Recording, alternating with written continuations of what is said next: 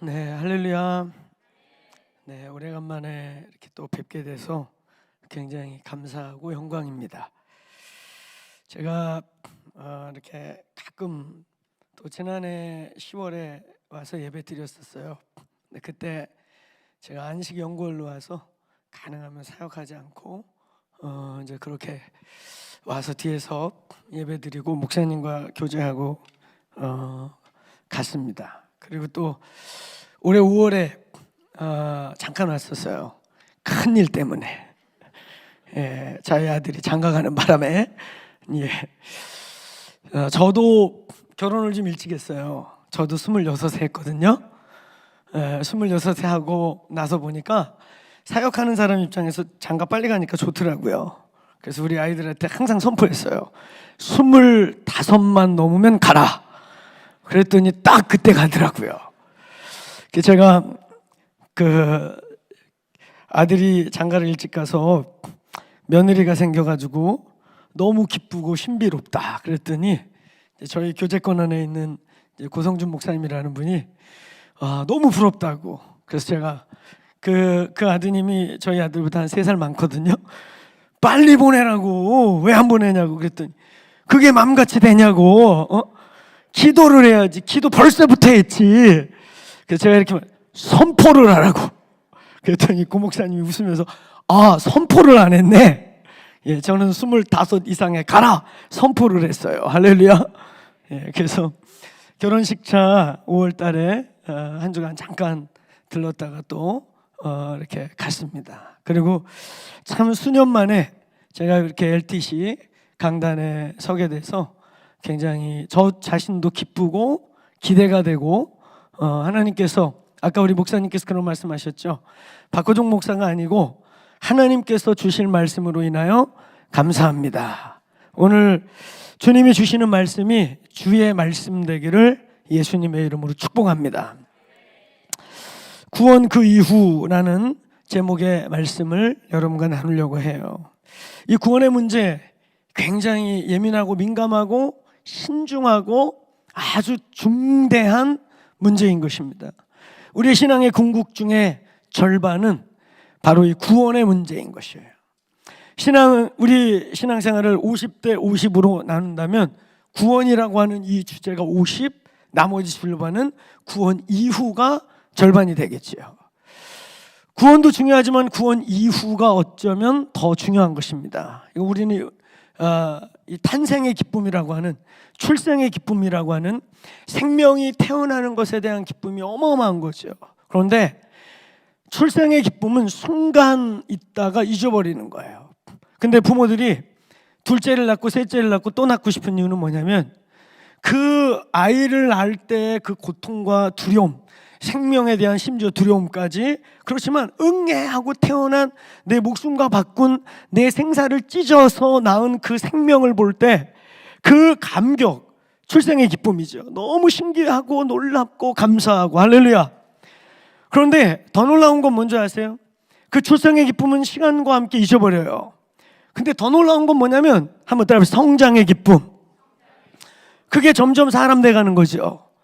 점점 눈을 맞추고 기고 일어나고 엉금엉금 걷고 그러면서 점점 그 아름다운 모습으로 성장해 갈 때 우리는 둘째 셋째를 또 생각하게 되는, 이게 진짜 저희 교회예요. 젊은 부부들 중에 심지어 우리 한 사역자의 아내는 자기는 애 하나 낳고 절대 안 낳을 거라고. 지금 셋 낳았어요. 왜냐하면 처음에 낳을 때 그 고통과 이게 이 산고가 좀 컸거든요. 다시는 난 너무 두렵고 이제 안 낳을 거라고. 애 키우는데 내 인생 다 버리고 싶지 않다고 막 이런 마음을 가진 젊은 부부들이 은근히 많아요. 그런데 그 고통을 통해 태어난 이후에 그 아이가 점점 자라면서 이 우리의 유업을 이어갈 아름다운 형상으로 자라가는 모습을 볼 때 하나만 더 갖자. 그러다가 지금 셋까지 갖게 된. 할렐루야. 출생의 기쁨 못지않게, 구원의 감격과 기쁨 못지않게 중요한 것은 출생 이후라고 하는 구원 이후를 어떻게 살아갈 것이냐가 어쩌면 우리의 신앙의 나머지 50%일 수 있다. 오늘 우리는 그 주제에 대하여 여러분과 함께 나누려고 하는 것입니다. 이 구원에 대한 이야기는 극단적으로 아주 두 그룹의 반반의 논쟁이 있어요. 하나는 소위 칼비니스트라고 하는 구원의 주권과 예정을 믿고 선포하는, 또 이 안에도 수백 지류들이 있습니다. 정말 수백 지류가 있어요. 아주 극단적으로 어떻게 보면 이단에 가까울 만큼의 운명론자 가까운 하이퍼 칼빈주의자라고 하는 칼빈 믿는 사람들 중에서도 욕하는 그룹이 있는가 하면 하여튼 수백 종류가 있어요. 그런가 하면 또 한 종류는 이 아르미니우스라고 하는, 근데 좀 더 온건하게 표현하면 웨슬리안적인 그런 이제 그렇게 표현되고 있는 흐름이 또 하나 있는 것입니다. 근데 저는 침례교에서 나고 자라고 침례교 목사고, 저희 공동체는 침례교인데요. 침례교가 한국에서는 참 침침해요. 침침해요. 미국에서 사실 제일 큰 교단 아니겠어요? 한국에서는 침침합니다. 그래가지고 우리 목사들 모이면 재미나게 이런 얘기해요. 아파트 단지 생기면 교회들이 몰려오는데 맨 꼭대기 4층에는 장장한 장로교회, 그 다음에 3층에는 감감한 감리교회, 그 다음에 이제 2층에는 시끄러운 순복음교회, 할렐루야. 그 다음에 1층에 뭘까요? 1층 침례교회 아니에요. 1층은 되게 패밀리마트가 생겨요. 24시 25시 패밀리마트가 주로 1층에 들어와. 그 다음에 지하에 침침한 침례교회 생긴다. 이런 조커들을 목사들끼리 모이면 하기도 해요. 저희 침례교회 침침해요. 근데 사실 침례교회, 여러분 미국에 살고 있으니까 잘 알겠지만 세계에서 제일 큰 교단이고, 미국에서 가장 보수적이고, 한국의 장로교 뺨칠 만큼의 보수적이고 정통적인 교단이 저희 침례교회죠. 여자 목사 안수 문제 이런 거 조금도 양보 안 해주고 있는 교단이 바로 저희 침례교단. 아주 근본주의 그럼 우리 침례교회를 뜻해요. 그런데 저희 침례교 안에는 우리의 믿음의 선배들을 보면 딱 반반이에요. 정말 기계적으로 누가 잘라놓은 것처럼 반반이에요. 반은 칼빈, 반은 아르미니우스, 웨슬리안주의. 그래서 이 반은 이 구원의 문제에 절대적으로 예정이다, 하나님의 주권이 있는 것이다, 이렇게 표현하고, 이 주권이란 말 또 설명이 필요한데, 그 다음에 반은 하나님의 주권적 은혜도 있지만 우리 인간의 의지의 어떤 영역도 있다, 이게 반반이에요. 그냥 정말 놀랍게 반반이에요. 그러니까 여러분이 알아들을 수 있는 사람만 예를 들면 우리 침례교 선배들 중에 스펄전 같은 사람, 골드마우스라고 하는 한 시대의 최고의 설교가, 어떤 본문이든지 그 사람 입에만 들어가면 기가 막힌 설교로 변해서 골드마우스라는 별명을 가졌던 스펄전은 전형적인 칼빈이에요. 그런가 하면 오늘 성경 다음으로 가장 많이 번역되고 읽혔다고 하는 철로 역정의 저자인 존 버녀는 또한 전형적인 자유의지론자인 거예요. 또 근대에 와갖고는 최고의 현대 당대 최고의 강해자라고 말하는 존 파이퍼 같은 경우는 또 전형적인 칼빈입니다. 그런가 하면 얼마 전에 돌아가신 빌레그레함 같은 우리 침례교 선배는 또 전형적인 자유의지론자예요. 이렇게 아주 기계적으로 반반이에요, 딱.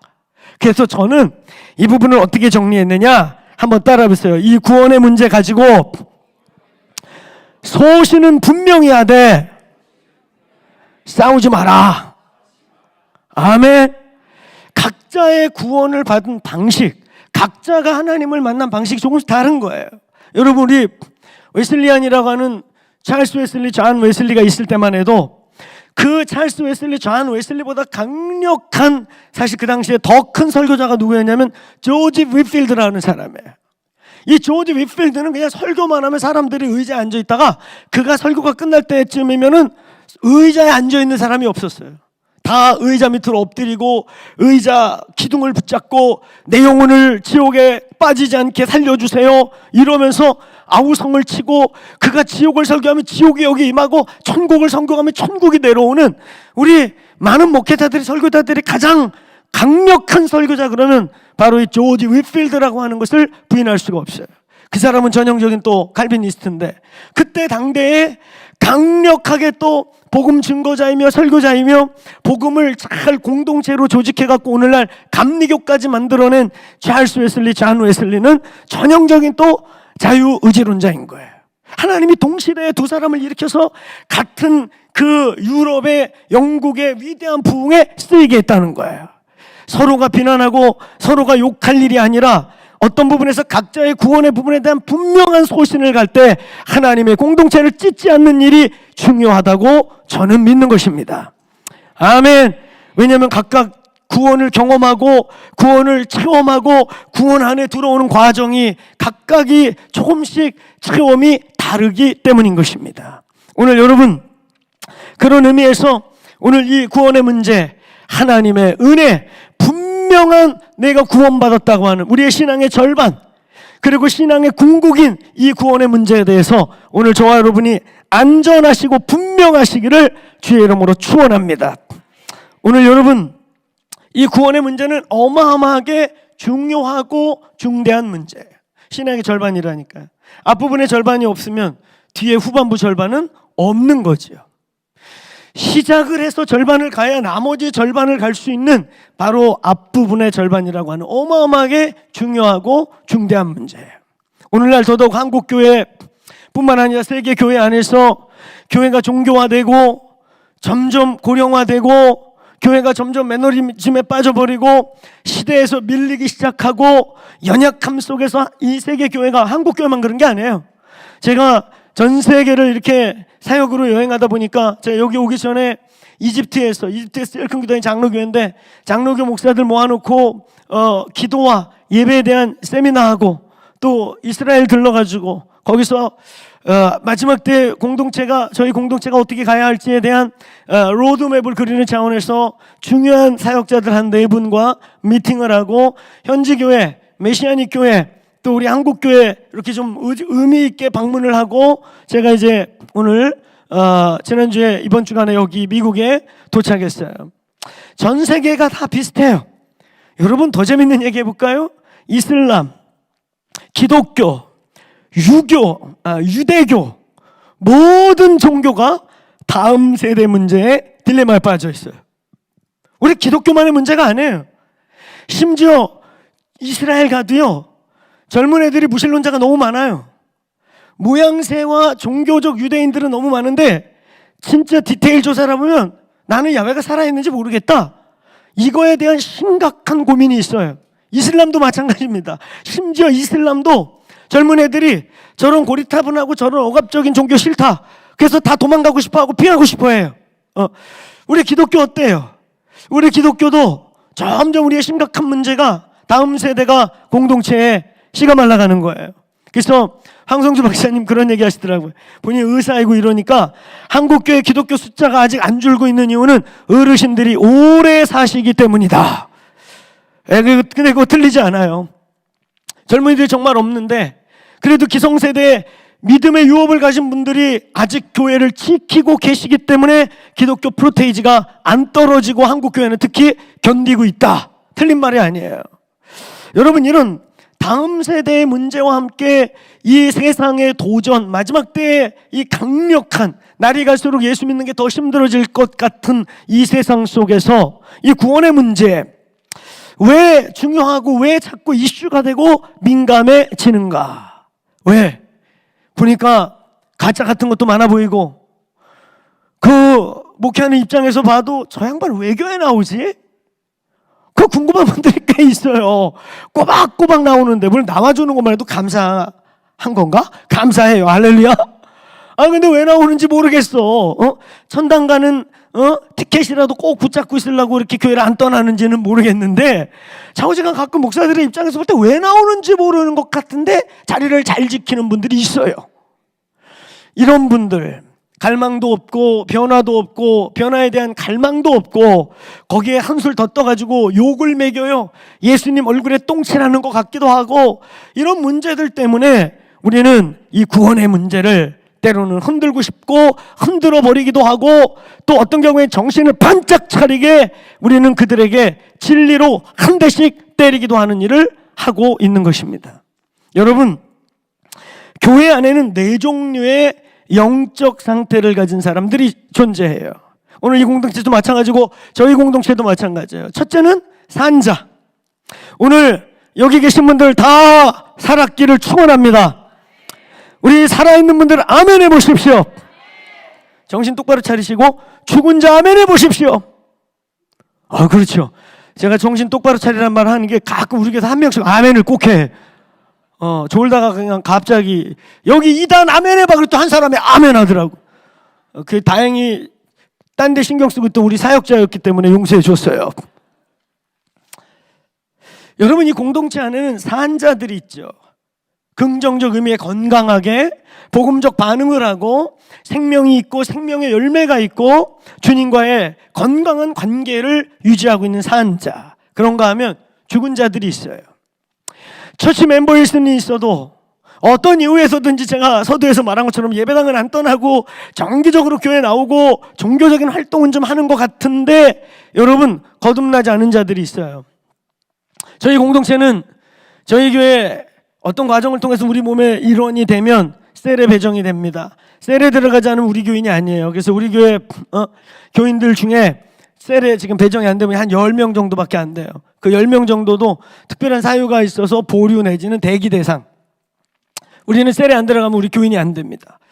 그게 철저한 공동체 중심인데, 그런데 여러분, 셀에 들어가면 반드시 2개를 물어보라 그래요.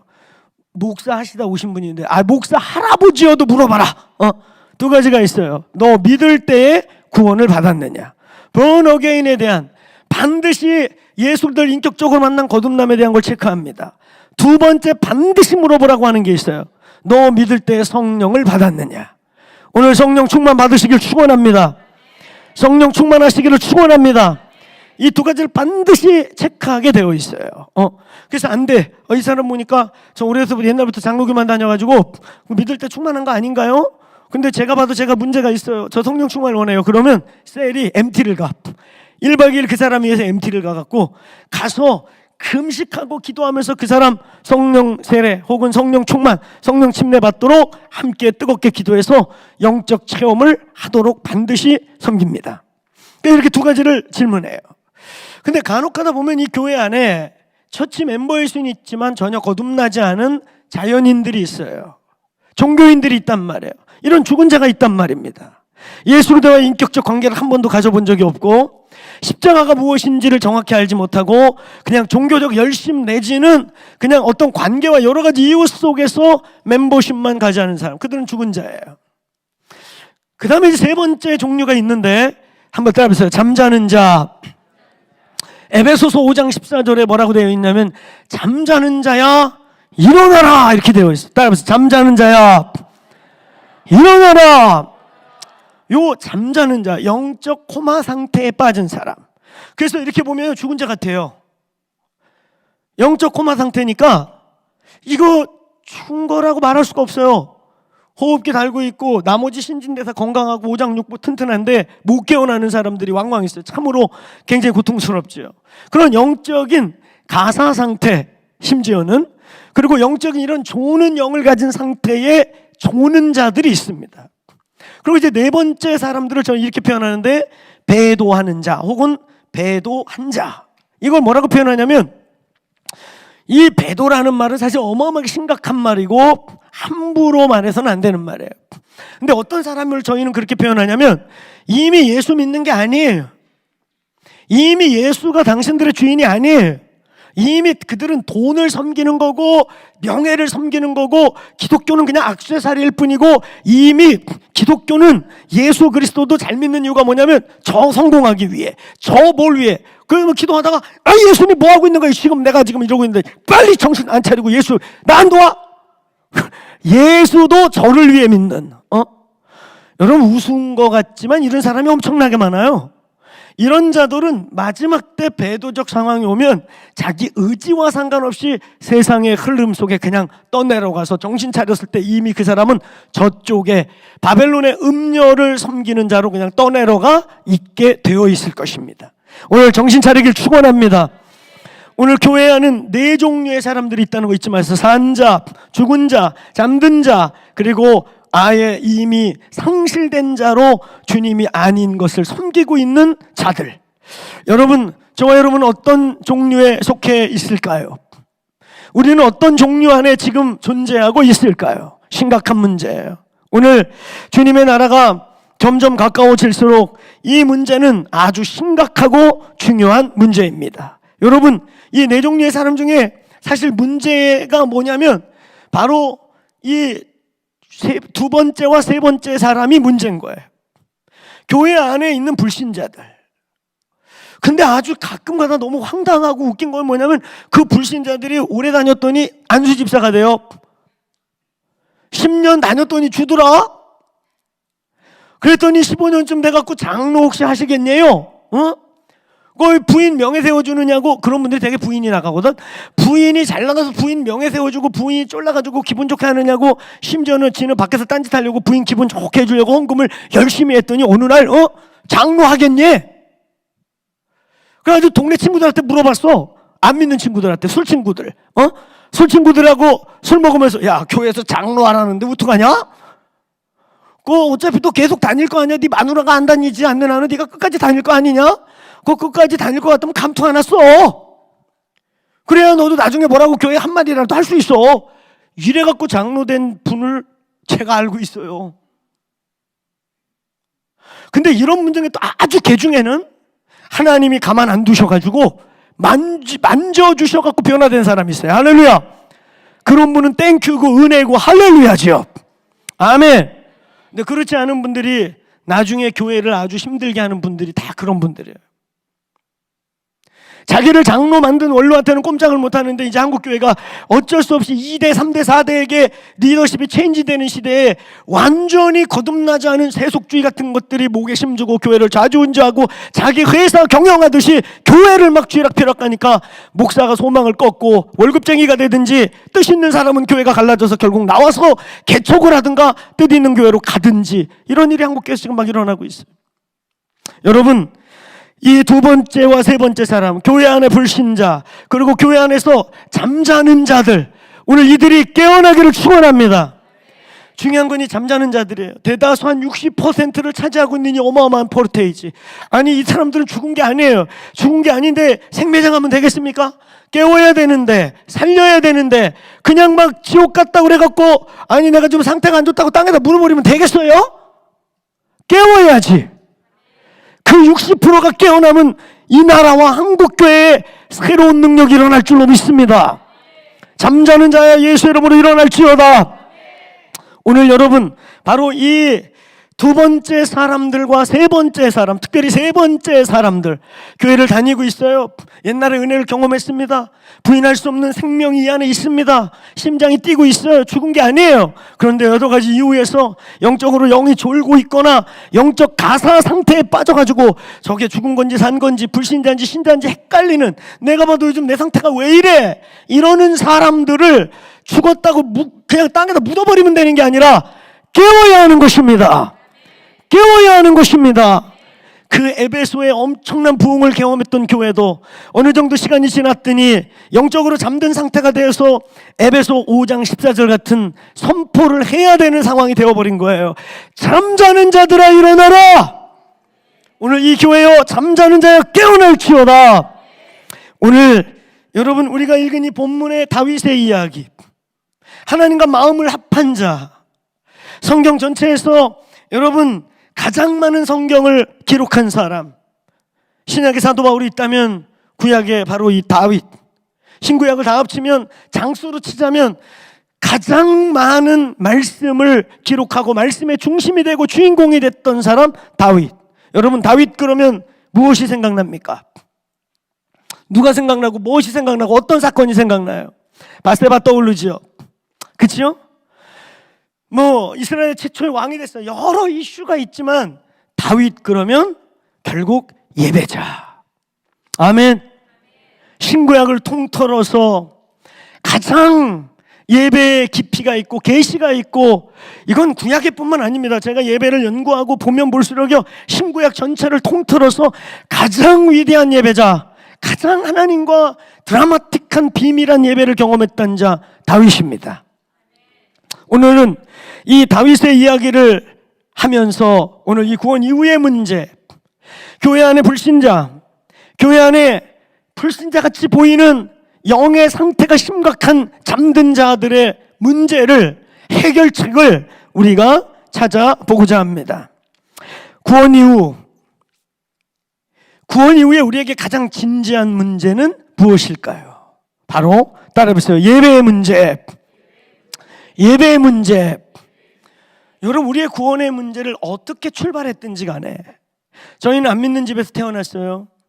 고등학교 2학년 2학기 때 부인할 수 없는 예수님이 찾아오셨습니다. 저는 그날부터 고등학교 2학년 2학기 여름 수련회부터 공생애가 시작되었습니다. 할렐루야. 저는 그때부터 공생애를 살았어요.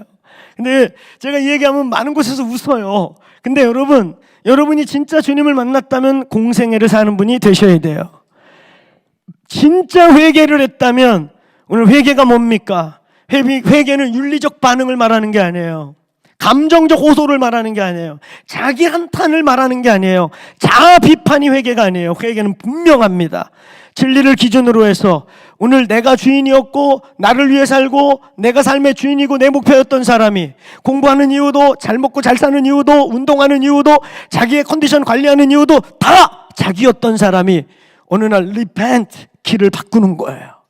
예수가 중심이고 예수가 목적이고 예수 때문에 돈 벌고 예수 때문에 운동하고 예수의 명예가 나의 명예고. 할렐루야. 회개했습니까? 회개했습니까? 그냥 눈이 붓도록 울어 제낀다고 회개한 게 아니란 말이에요. 감정적 호소하고 그 자리에 있으면 안 돼요. 회개에 대한 가장 입체적이고 정확한 성경적 교훈은 누가복음 15장의 탕자입니다. 그가 먼저 한탄을 하죠. 내가 하늘과 아버지께 죽일 놈이로다.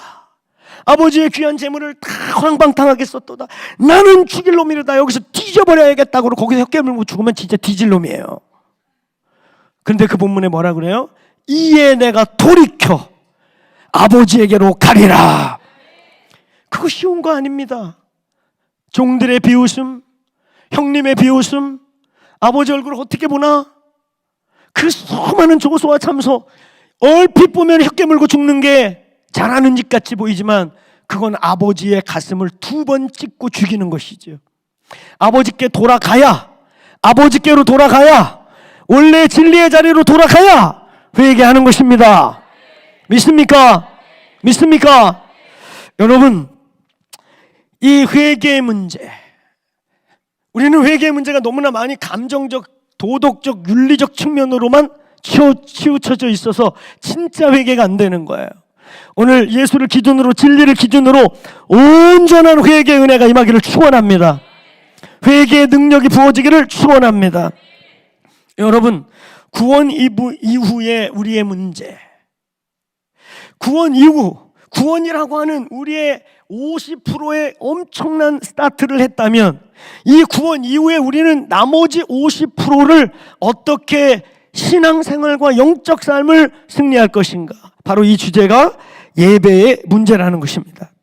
저와 여러분이 어떻게 출발을 했든 간에, 저같이 불신자 집안에서 드라마틱하게 예수를 만났든, 모태신앙에서 살아가지고 언제 내가 예수를 만났나 안 만났나 헷갈렸는데 어느 날 어느 집회 가서 예수님이 좋아졌고 내가 죄인인 사실을 깨닫고 나의 삶의 목적이 바뀌는 소위 번어게인의 경험을 한 거예요. 그게 그때부터 바뀌었던, 심지어 이런 것도 없어. 그냥 어느 날 가랑비에 옷 젖듯이 3대째 4대째 믿다 보니까 이렇게 그냥 교회 매너리즘 재미없이 다니다가 어느 날 호련히 거듭났든, 여러분이 어떻게 출발을 했든, 심지어 아르미니우스 스타일로 믿든 칼빈 스타일로 믿든 출발을 어떻게 했든지 그것 이후에 저와 여러분의 분명한 정체성은 예배자입니다. 아멘. 어떻게 출발을 했든, 무엇을 했든, 어느 진영에 있든, 어떤 형태의 구원에 대한 신학을 가지고 있든 결국 우리의 문제는 예배의 문제인 것입니다. 오늘 예배자가 되시길 주의 이름으로 축원합니다. 축원합니다. 여러분, 구원은 주권적인 사건이지요. 이 주권적 사건이란 말은 뭐냐면 구원에 대해서 저와 여러분이 뭘 했다는 게 아니라 전적으로 하나님의 은혜와 하나님의 진리가 우리에게 왔다는 것입니다. 이 말은 오늘 저와 여러분이 구원을 받기 위해 행위나 노력으로 뭔가를 내가 해서 구원을 얻었다는 게 아니에요. 구원은 전적으로 아버지가 우리에게 베풀어 주시고 아버지가 우리에게 주어 주신 은혜이자 진리입니다. 믿습니까? 이 구원이라고 하는 은혜이자 절대적인 큰 은혜이자, 그리고 구원이라고 하는 세상에 어떤 방법으로도 안 되는 십자가 외에는 구원이 없는 이 진리, 할렐루야! 이 은혜와 진리, 여러분, 우리는 구원을 얘기할 때 성경에 너무나 많은 샘플들이 있죠. 노뱀에 달린 예수 그리스도, 이사야서 53장의 입체적인 십자가의 과정. 근데 저는 구원을 얘기할 때 가장 제가 드라마틱하게 저의 삶, 저의 구원을 비춰볼 때 가장 좋은 게 사무엘하 9장 1절 이하의 오늘 무비보셋의 고백인 것입니다. 다윗과 무비보셋이 요나단의 아들이고 사울의 손자입니다. 왕위가 바뀐 게 아니라 왕조가 바뀌면 과거의 킹덤에서는 혹여나 저쪽에서 왕으로 추대될 수 있는 사돈의 8촌까지 다 죽여버려야 돼요. 그게 법이었어요. 다 죽여버리고 있는데 다윗이 넋놓고 있다가 갑자기 아유 잠깐만, 요나단의 자식은 죽이면 안 돼. 내가 그와 하나님과의 사랑의 언약을 같이 맺은 자야. 그랬더니 이미 다 죽였어. 살릴 애가 있냐? 그랬더니 없대. 근데 하나가 말하기를 하나가 남긴 했는데 두 다리를 절어서 다리를 질질 끌고 다니고 그거 씨도 가질 수도 없고 사람 구실도 못할 것 같아서 살려놓은 놈이 있어요. 그러니까 처음에 이제 아마 부하들이 긴장했겠죠. 다 죽여야 되는데 한 놈 살렸는 줄 알고 막 걱정했더니 그를 데리고 와라, 그를. 그리고 왕의 보좌에 앉혀서, 원래 죽여야 될 놈이거든요. 법적으로도 죽여야 되고 여러 의미에서도 죽여야 될 자인데 데려와, 그러고 왕좌에 같이 앉혀놓고 무비보셋, 너와 내가, 너는 우리의 왕자 중에 하나고 네 할아버지의 땅을 다 돌려줄 거고 내가 네 아버지 요나단과 특별한 영적 사랑을 나눴고 내 모든 언약을 지킬 것이니 이 나라가 다 네 거다. 할렐루야. 그때 은총이라는 단어, 헤세드라고 하는 성경 전체에서 가장 중요한 단어 중에 하나인 은총이라는 단어, 죽은 개 같은 나를 어찌 돌아보시나이까. 이런 고백이 여러분 속에 나옵니까? 아우, 목사님, 저는 개까지는 아니었어요. 저는 그렇게 막 개같이 살지는 않았기 때문에 그 고백은 저하고는 좀. 근데 여러분, 저는요, 하나님의 빛이 저에게 올수록, 그 십자가를 만날수록 무비보셋의 고백이 내가 더 할 게 없나 싶어요. 주여, 이 죽은 개와 같은 자를 어찌 돌아보시나이까. 아멘. 이런 개 같은 자들이 오늘 예수 그리스도라고 하는 은혜와 진리를 통과하면서 거듭나고 영원한 생명을 얻고 새로운 신분을 얻는다는 이게 진리입니다. 아멘. 이 은혜와 진리 자체이신 예수 그리스도, 할렐루야. 오늘 여러분, 우리는 은혜이시면서 진리 자체이신 요한복음 1장 14절, 그를 보니 은혜와 진리가 충만했던, 은혜이시면서 바로 그분 자체가 진리였던 이 예수 그리스도를 통하여 구원에 이른 것입니다. 오늘 여러분, 이 구원, 우리가 뭘 노력하고 뭘 해서가 아니라 그분의 전적인 은혜와 진리 되심으로 우리에게 임한 이 구원, 그 이후, 그렇게 임한 구원 그 이후, 여러분, 그 이유가 결국 무엇이겠습니까? 이걸 우리의 구원을 좀 더 디테일하게 풀어볼 필요가 있어요. 구원이 뭐냐? 구원이 뭐냐? 그러니까 많은 학자들이나 많은 분들이 재미난 말로 그런 거 얘기하는 거예요. 구원이 뭐냐면 10원에서 1원 뺀 거예요. 구원이 뭐야? 10원에다가 1원 넣어가지고 100원 채우는 거예요. 100원이 먼저요, 1원이 먼저요, 10원이 먼저요, 100원짜리가 먼저요. 이걸 갖고 맨날 싸우는 게 구원론 논쟁이라는 재미난 표현인 것입니다. 1원이 먼저냐, 90원이 먼저냐, 100원을 위한 것이냐, 10,000원을 위한 것이냐, 1원짜리냐, 10원짜리냐, 100원짜리냐. 여러분, 구원은 천당으로만 풀어서는 안 됩니다. 성경에서 예수께서 우리에게 구원에 대하여 구원 이후에 우리에게 아주 중요한 두 가지를 말씀하세요. 구원이 먼저 뭐냐? 구원이라는 건 별거 아니에요. 오늘 여러분, 구원은 오늘 예수 그리스도를 통하여 아버지와의 관계의 회복을 뜻하고, 그 관계, 회복된 관계가 한번 따라해보세요. 발전하고 성장하고 지속되어 영원으로 가는 거, 이게 구원이에요. 할렐루야. 구원이 천당행 티켓을 붙잡고 한 손에는 구원행 티켓, 한 손에는 적절한 신앙봉사 돈 쓰기, 교회 목돈 쓰기, 그래서 변화될 마음도 없고 변화될 관심도 없고 영적인 세계에 아무 관심도 없는 구원행 티켓을 가진 막가파가 구원이 아닌 것입니다. 구원이란 예수 그리스도와 십자가를 통해서 아버지 하나님과의 영원한 관계가 회복되어서 그것이 따라해서 발전되고 성장하고 깊어지고 지속되어 영원한 관계로 가는 것 믿습니까? 이게 구원이에요. 천당엔 티켓을 붙잡고 있는 게 구원이 아니고, 오늘 여러분 구원의 은혜가 더 부어지기를 주의 이름으로 축원합니다. 여러분, 큰 두 번째, 오늘 예배는 그러면 무엇인가?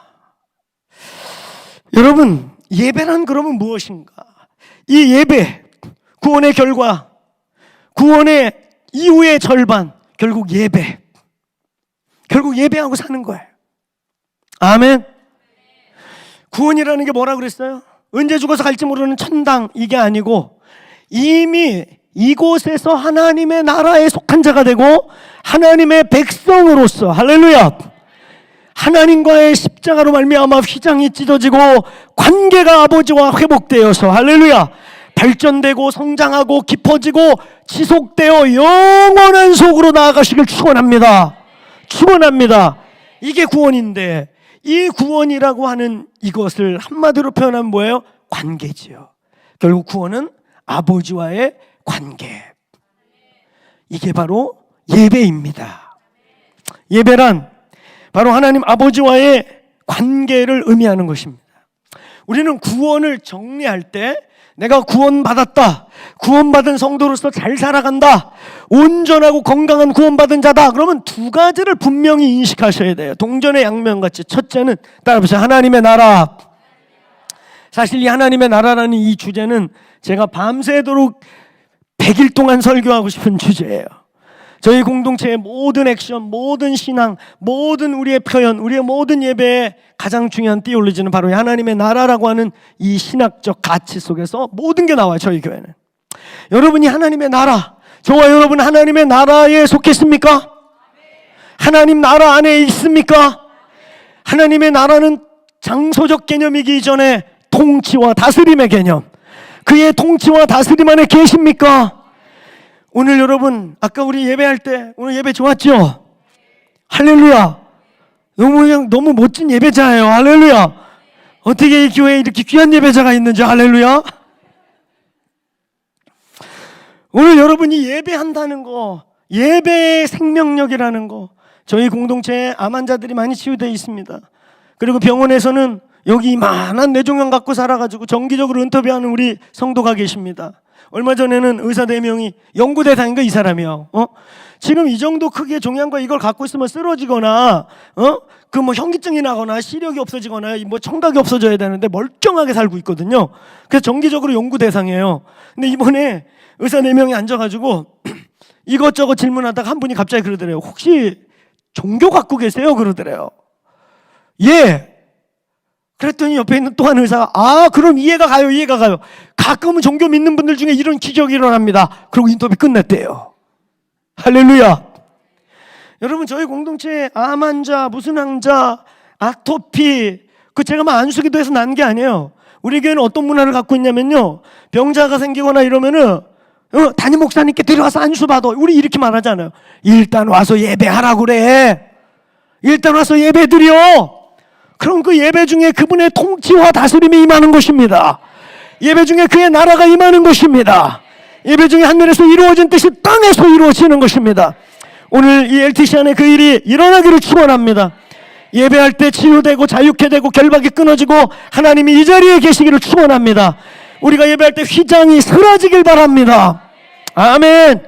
여러분, 예배한다는 것은, 구원을 받았다는 것은 첫째, 하나님의 나라에 내가 지금 속해 있는가의 문제인 것과, 두 번째, 오늘 예배의 두 번째, 구원의 두 번째, 나 구원 받았어. 진짜 구원 받았어. 난 구원받은 사람이야. 그럼 그 사람에게는 어떤 특권이 주어진 거야? 여러분, 구원을 받았다는 말은 다른 말로 이렇게 표현할 수 있어요. 예배할 수 있는 기회가 주어졌고, 예배할 수 있는 권리가 주어졌고, 이제는 예배할 수 있는 특권과 의무와 권리를 받게 되었다라는 뜻인 것입니다. 예배 아무나 하는 거 아니에요. 예배는 반드시 구원을 받고 그 생명이 살아나고 하나님과의 관계에 해결된 사람만 예배하는 것입니다. 이게 해결되지 않았는데 드리는 예배가 종교인 거고, 이 문제가 해결되지 않았는데 열심히 드리는 게 샤만인 것이고, 이것이 해결되지 않았는데, 이런 관계의 문제가 해결되지 않았는데, 구원의 문제가 정확지 않은데 드리는 예배가 바로 하나님이 성경 곳곳에서 고만 좀 치워라. 누가 저 예배당 문 좀 닫아다오. 야, 내가 양에 배불러 죽겠다. 여러분 배불러갖고 토하기 직전인데 또 음식 대접 받아봤어요? 저는 직업이 목사다 보니까 그럴 때가 있어요. 신방 다닐 때 아주 그냥 소화제를 싸갖고 다닙니다. 다 섬김을 또 섬김으로 받아야 되잖아. 할렐루야. 심지어 먹고 토한 날도 있어요. 여러분, 예수님이 아버지께서 성경 곳곳에서 누가 저 예배당 문 좀 닫아다오. 누가 저놈 예배 좀 못 드리게 해줘. 누가 저 양 좀 고만 바치게. 저놈이 바치는 양 좀 누가 좀 뺏어. 이런 호소가 성경 곳곳에 얼마나 많이 나왔는 줄 아세요? 구원의 문제가 해결되지 않는 사람들, 하나님의 나라와 무관한 종교생활, 구원이 무엇인지 모르고 어느 날 갈지 모르는 천당만 생각하는 이원론적 삶이 분리된 사람, 여러분, 저와 여러분의 예배가 살아나시기를 축원합니다. 축원합니다. 예배란 신비로운 것입니다. 예배는 시간을 지키는 게 다가 아니고 땡 묵도로 시작해서 축도로 끝나는 게 예배의 다가 아니라 예배는 하나님의 나라여야 합니다. 예배는 그분과의 만남이어야 하는 것입니다. 예배는 사랑이어야 하는 것입니다. 끝으로 세 번째, 오늘 여러분 이 예배에는 세 가지의 형태의 모습이 있습니다. 구원 이후에 절대적인 예배의 세 가지 형태, 이건 다 가지고 있어야 되는 거예요. 하나만이 아니에요. 삼위일체와 같이 내가 진짜 구원받고 구원 이후에 온전하고 건강한 그리스도인이라면 반드시 세 가지 형태의 예배의 모습을 가지고 있어야 된다. 첫째, 요한복음 4장 22절로 23절이 말하고 있는 오늘 신령과 진정의 예배, 한번 따라해 보세요. 예배의 정석. 여러분, 진리가 없는 예배, 신령이 없는 예배, 신령의 요소와 진리의 요소가 균형 잡혀 있는 진리 위에서 하나님의 나타나심이 있는 예배의 정석이라고 하는 진리와 신령, 성령과 십자가, 말씀과 성령 안에서 드려져야 될 예배의 정석의 형태. 아멘. 절대적인 진리를 기준으로 하는 예배. 그 다음에 두 번째 예배 형태는 요한복음 12장 1절로 8절의 예배인 것입니다. 우리가 너무 잘 아는 옥합을 깨뜨렸던 마리아의 예배. 이건 뭐예요? 희생과 헌신이 없는 예배, 목숨을 드림이 없는 예배. 여러분, 일생일대에 예배 한 번 드리고 순교했던 아벨의 예배, 오늘 이 옥합을 털썩 깨뜨리고 난 다음에 그 다음에 수많은 사람들에게 비난을 받았던, 야이 저 미친 여자가 저거 저게 얼마짜린데 팔아가지고 구제에 쓰고 말이야, 선교했으면 얼마나 좋은데 그러다 그걸 막, 그 당시에 율법상으로 여자가 남자의 몸에 손대는 건 금지된 건데 그 기름을 막 예수님 갖다 바르고 머리털로 찍어 발라요. 그래서 엄청난 비난과 욕을 먹었던 이 예배. 근데 이 예배의 핵심은 뭐예요? 따라해보세요. 목숨을 드리는 희생의 예배. 희생이 없는 건 예배가 아닌 것입니다. 그 다음에 이제 세 번째예요. 이 두 가지, 정석의 예배와 목숨을 드리는 희생의 예배가 결국 어떻게 결론되어야 하느냐? 로마서 12장 1절과 2절의 예배.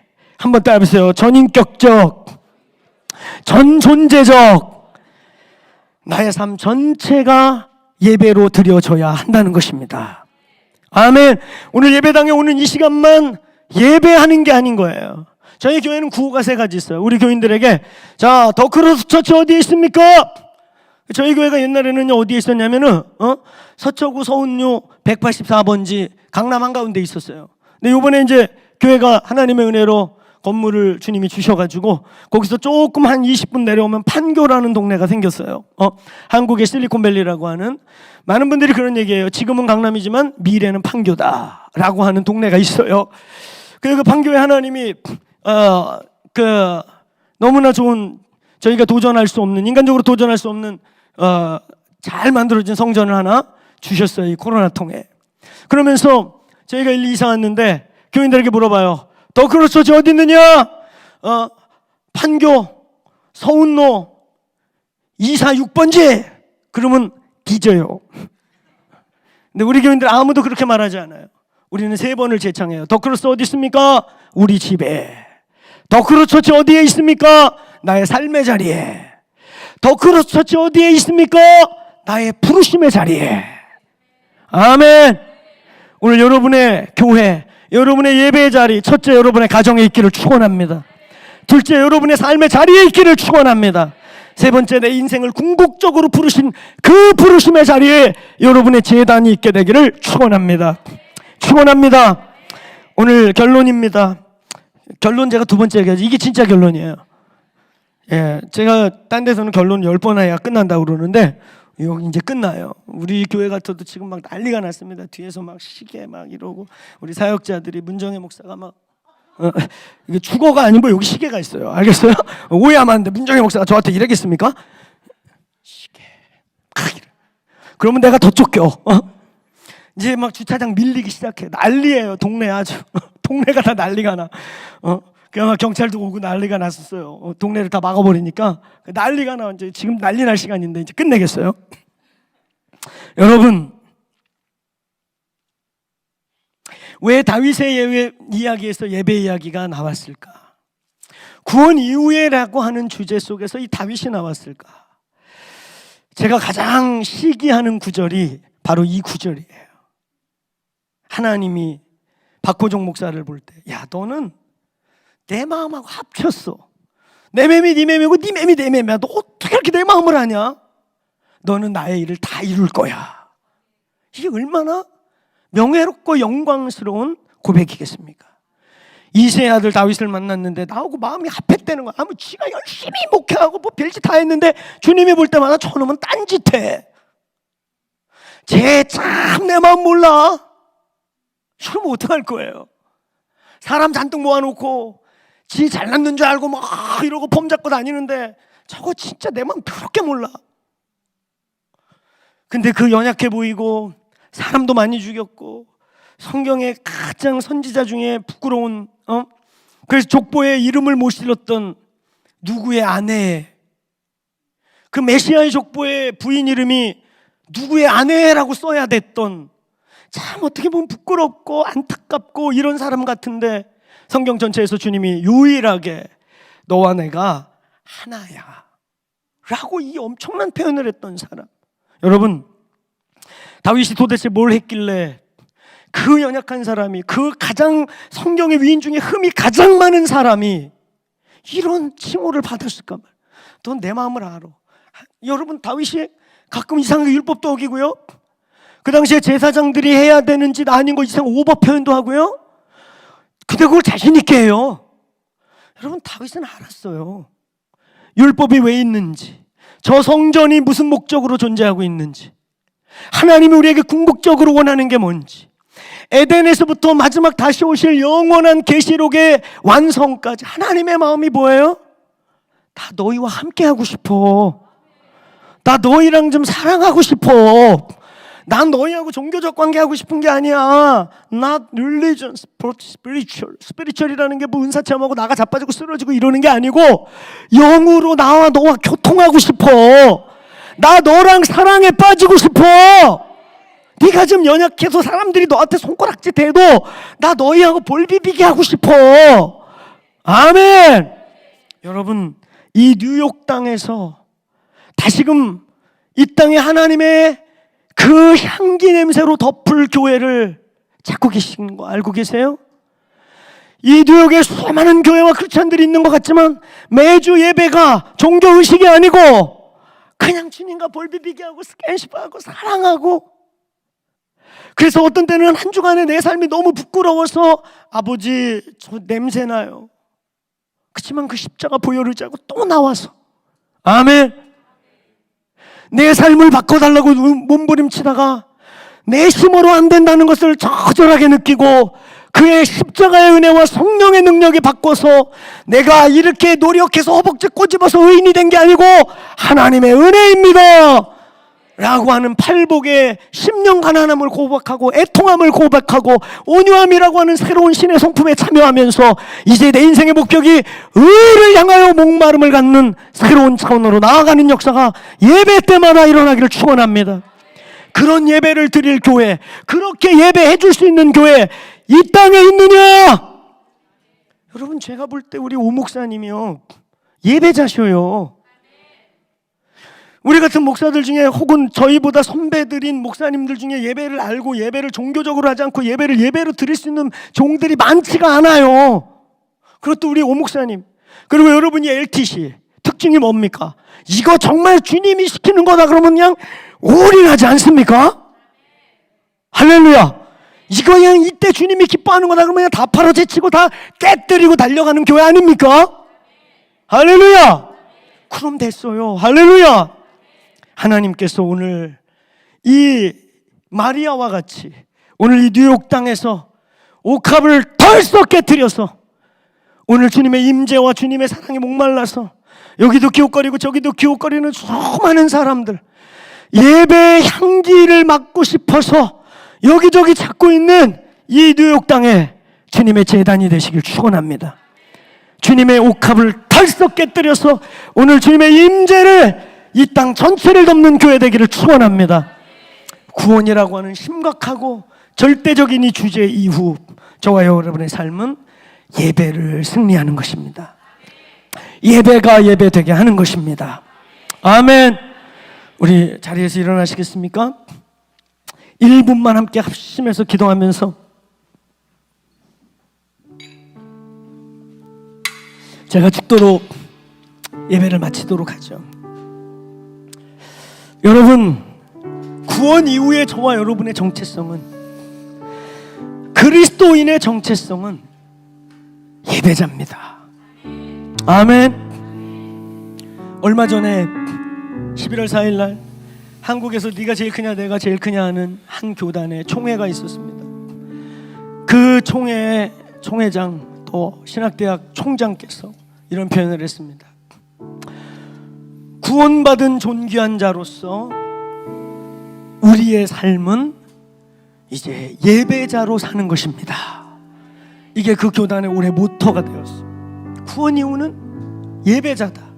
제가 이 말씀의 메시지를 잡고 준비하면서 우연히 그분의 그 총회, 그 교단 총회의 그 교단의 캐치프레이즈, 1년 동안의 캐치프레이즈를 들으면서 아, 이제 하나님이 한국교회 예배에 대해서 이제 말씀하고 계시는구나. 이거 아니면 우리 모든 게 죽어요. 아멘. 우리 돈이 없는 것도 아니고 건물이 없는 것도 아니고 아직 교회 신자가 적은 것도 아니에요.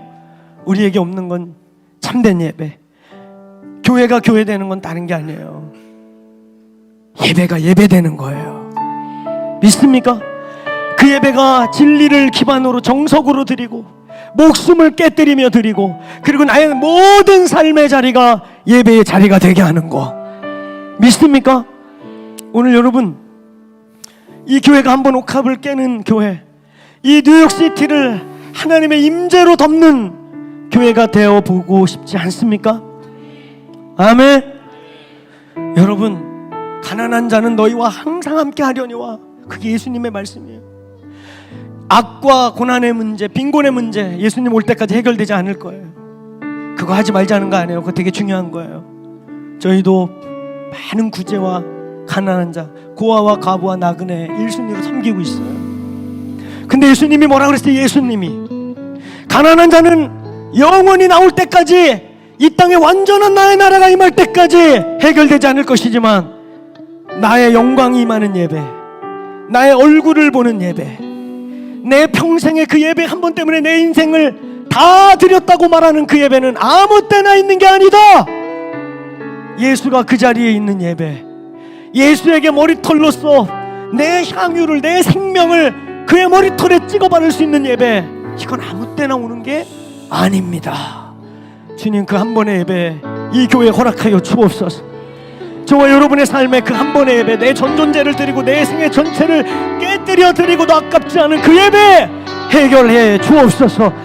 이 교회 예배의 영이 있는 교회입니다. 예배의 계시가 있는 교회입니다. 예배의 불이 있는 교회입니다. 하나님, 뉴욕을 임재로 덮게 하여 주옵소서. 우리 주여 한 번의 시간 1분만 합심하여 기도합시다. 기도합시다. 주여,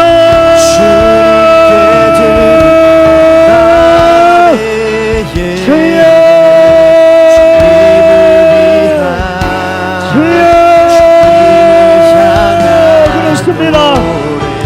하나님 아버지, 그렇습니다. 우리의 손전제를 드리는 예배, 나 돌아와 우리의 생명을 드리는 예배, 우리가 이 땅에 살지만 하늘에 속한 자로 살게 하는 그 예배. 주여 하나님, 예배로 예배되게 하여 주십시오. 중심이를 예배 내려 기도로 기도되게 하여 주십시오. 예배로 예배되게 하여 주옵소서. 아버지, 주님께 드릴 마음의 예배, 주님을 위한 우리의 생명의 예배, 주님을 향한 노래, 아버지의 중심을 잃어버리지 않는 예배, 내려놓고 아버지여, 이제 나 돌아와 주님만 예배해. 우리의 예배가 예배되게 하여 주십시오. 주의 다시 오심을 갈망하게 하여 주십시오. 주님을 향한 노래, 아버지여, 내려 이제 나 돌아와 주님만 예배합니다. 주님께 드릴 마음의 예배, 하나님이 미국 땅에 주님의 향기를 풍겨 이 예수의 미소가 그리운 자들이 찾아오는 교회, 생명을 다하는 교회 세워주십시오.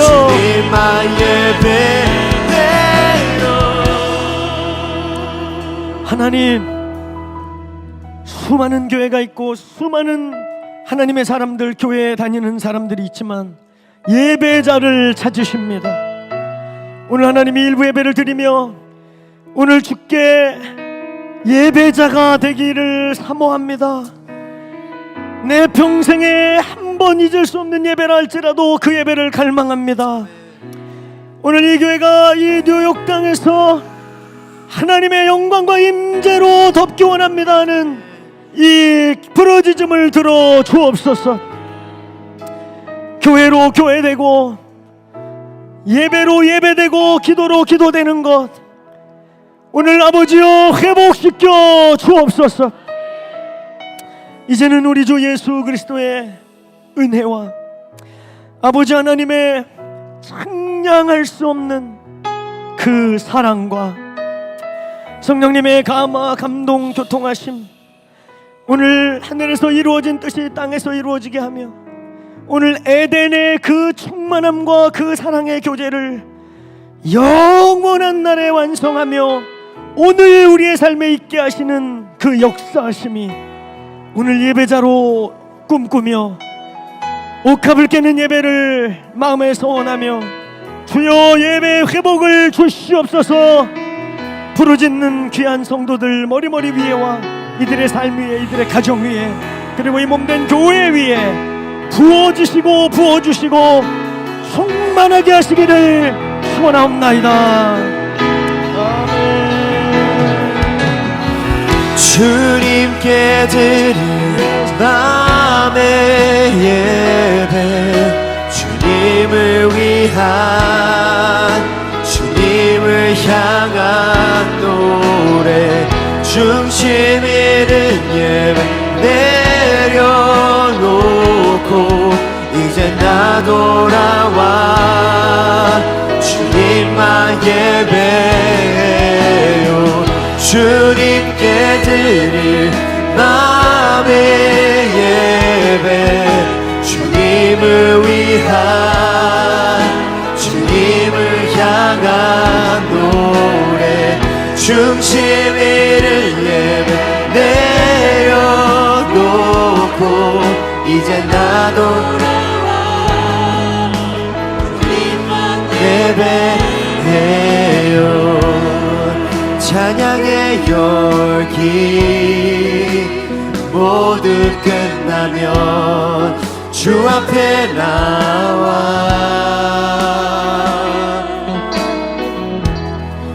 더욱 진실한 예배 드리네 주님을 향한 노래 이상의 노래 내 맘 깊은 곳에 주께서 원하신 것 화려한 음악보다 뜻없는 열정보다 중심을 원하시죠